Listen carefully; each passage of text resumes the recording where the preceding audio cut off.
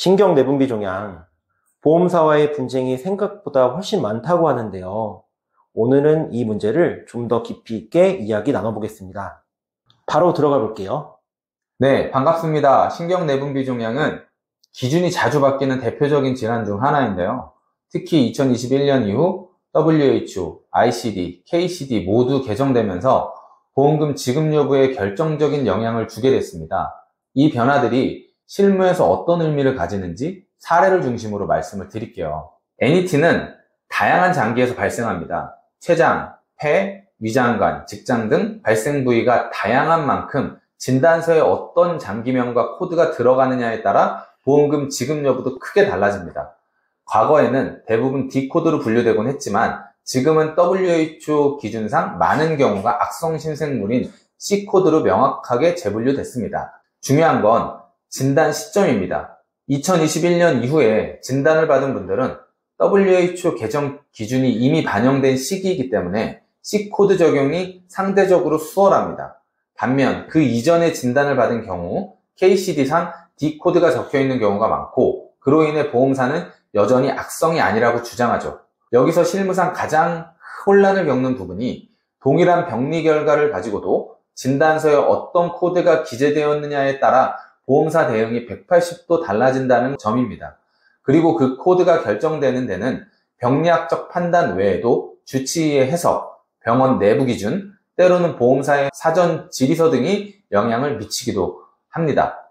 예를 들어 췌장에서 발생한 NET의 경우 병리학적으로 동일한 그레이드 1 종양이라고 해도 진단서에 C25.9로 적히면 일반암으로 인정받지만 D37.7로 적히면 보험금이 거절됩니다. D37.7은 췌장의 경계성 종양에 해당되는 코드로 과거 진단서에 자주 사용됐고 특히 보험사 측 자문의들이 이를 기준으로 악성 아닌 판단을 내리는 경우가 많았습니다. 보험사가 거절 근거로 삼는 논리는 대체로 다음과 같습니다. 첫째, 진단서에 C코드가 없다. 둘째, 소화기 병리학회 기준상 이 종양은 경계성 종양이며 비악성이다. 셋째, 자문 병리 결과상 보험 약관상 암 정의에 해당되지 않는다. 여기서 소화기 병리학회 기준은 특히 오래된 분쟁에서 자주 등장했는데요. 당시 일부 그레이드 1 종양은 경계성으로 분류하는 가이드라인이 있었고 이를 보험사가 적극적으로 인용해 지급을 축소했습니다.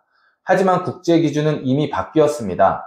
WHO와 ICD는 NET에 대해 명확한 악성 코드 부여 체계를 갖고 있고 병리학적 분류도 그레이드 1, 그레이드 2, 그레이드 3를 포함해 전반적으로 악성 행동 양식을 기본 전제로 두고 있습니다.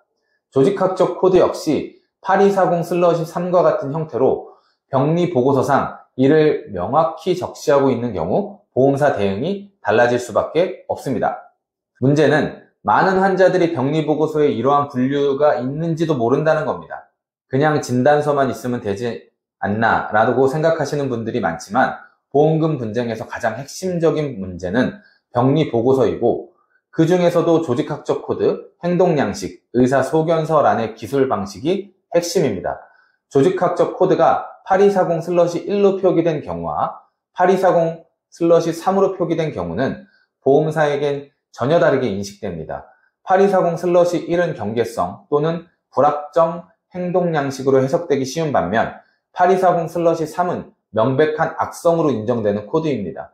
실제 보험금 지급 여부도 이 차이에 따라 결정되는 경우가 많습니다. 진단서와 병리보고서가 완전히 일치하지 않는 경우도 있습니다. 병리보고서상 악성이라 해도 진단서에 D코드가 기재되어 있으면 보험사는 이를 근거로 거절합니다. 따라서 두 문서의 일관성을 확보하는 것이 보험금 청구의 핵심 전략 중 하나입니다.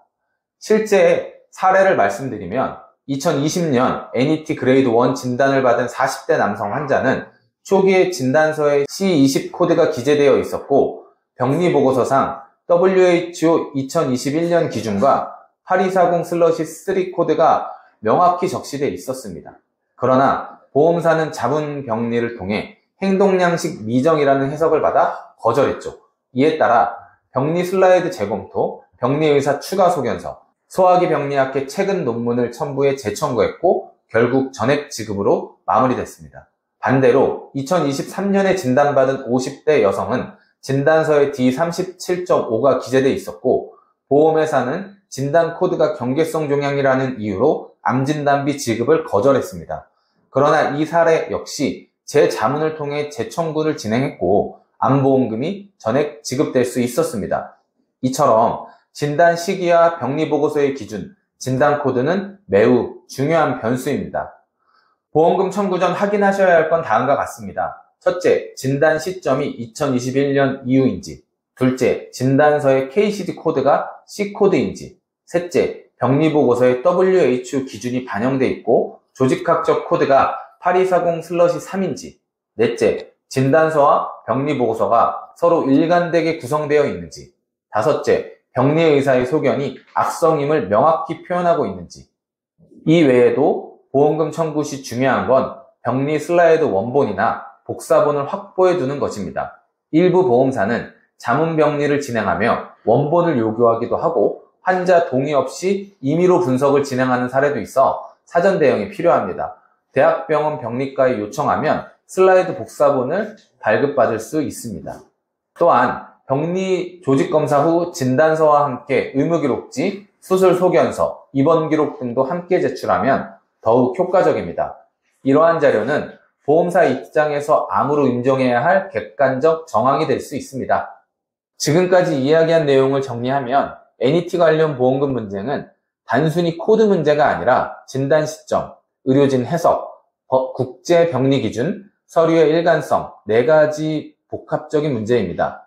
이 요소들을 빠짐없이 정리하고 전문가의 도움을 받아 청구하면 거절되더라도 뒤집을 수 있는 여지가 많습니다. 시청자분들께 꼭 드리고 싶은 말씀은 처음 받은 거절 통지서에 너무 낙담하지 마시라는 겁니다. 지금은 환자에게 유리한 기준들이 훨씬 많아졌고 국제 기준을 이해하고 정리할 수 있는 전문가와 함께라면 분쟁을 충분히 해결할 수 있습니다. 오늘 영상이 도움되셨다면 주변에도 공유해 주시고 용기를 주시기 바랍니다. 감사합니다.